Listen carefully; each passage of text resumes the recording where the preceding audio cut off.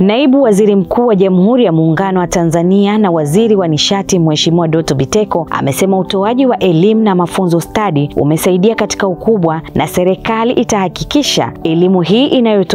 inatolewa kwa ubora wa hali ya juu, ikiwa lengo ni kukuza elimu, kuziba pengo la ajira na kukuza kipato. Waziri Biteko ameyasema hayo wakati akimwakilisha Rais wa Jamhuri ya Muungano wa Tanzania Daktari Samia Suluhu Hassan katika kilele cha maadhimisho ya miaka 30 ya Mamlaka ya Elimu na Mafunzo Stadi VETA iliyofanyika jijini Dar es Salaam, ambapo pia amesema mafunzo yanayotolewa yanakuwa na tija katika jamii, ikiwa lengo ni kukuza elimu na kipato kwa watakaoweza kujiajiri ama kuajiriwa, badala ya watu wa kuja kuhudumia jamii. Jambo hili ni hatari kwa taifa na ni lazima liangaliwe, na VETA mnayo nafasi kubwa ya kufikia hilo.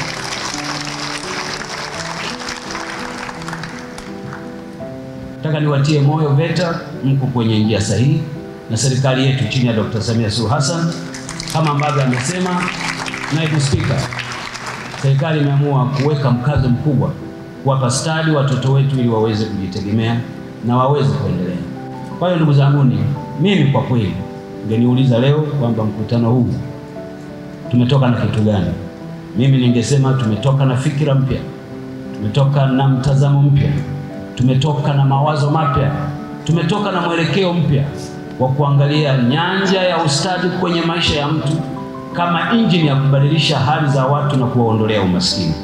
Na mtu pekee wa kutufanyia hilo ni wizara yako Mheshimiwa Waziri, Wizara ya Elimu, pamoja na wewe VETA ambaye ndiyo mwenye wajibu wa kutoa stadi hizi kwa watoto wetu. Naye Waziri wa Elimu, Sayansi na Teknolojia Profesa Adolfu Mkenda amesema maadhimisho hayo yanatoa msukumo wa kuimarisha mashirikiano ya wazalishaji na elimu inayotolewa inaenda sambamba na kutekeleza maagizo ya Rais Daktari Samia Suluhu Hassan ya kuendelea kusimamia ujenzi wa vyuo vya VETA na kukamilisha chuo cha VETA katika mkoa wa Songwe. Tunaendelea kutekeleza maelekezo ya Rais wetu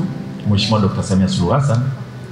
kujenga vile vyuo vilivyobaki katika wilaya zote 64 ambazo hazina vyuo vya VETA vya kiwilaya, na chuo cha VETA cha mkoa wa Songwe ambao ndio ulikuwa umebaki mkoa peke yake uliokuwa hauna chuo cha VETA cha mkoa. Kazi inaendelea vizuri chini ya uongozi wenu. Kwa upande wake, mkurugenzi mkuu wa VETA CPA Anthony Kasore amesema VETA itaendelea kutoa elimu kwa ujuzi ili kutimiza adhma ya serikali ya elimu ya ujuzi na mafunzo, pamoja na kusema kuwa katika kuhakikisha wanazingatia urasimishaji wa ujuzi kwa kushirikiana na wabunifu ili anayesoma aweze kusoma kwa kujikimu kielimu na kuwa na ujuzi pindi anapomaliza masomo na aweze kuajiriwa au kujiajiri.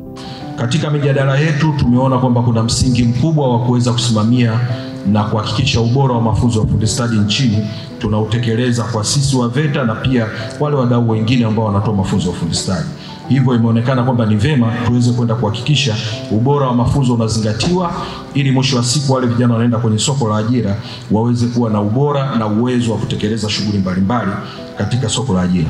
Kwa kuzingatia kwamba matoleo la sera ya elimu ya mwaka 2014 toleo la mwaka 2023 pamoja na mabadiliko ya maboresho ya mitaala inatuhitaji kwenda kuhakikisha kwamba vijana wa Kitanzania tunawajenga kuwa na maarifa, ujuzi na uwezo wa kwenda kufanya mambo mbalimbali. Na sisi kama VETA na vyuo vya ufundi stadi tunaamini tunaenda kulitekeleza hilo na kuhakikisha kwamba taifa linakuwa na watu wenye ujuzi wa kutosha na wenye uwezo wa kwenda kufanya shughuli mbalimbali katika miradi mbalimbali ya kimkakati na katika viwanda na uwekezaji mbalimbali unaenda kufanyika.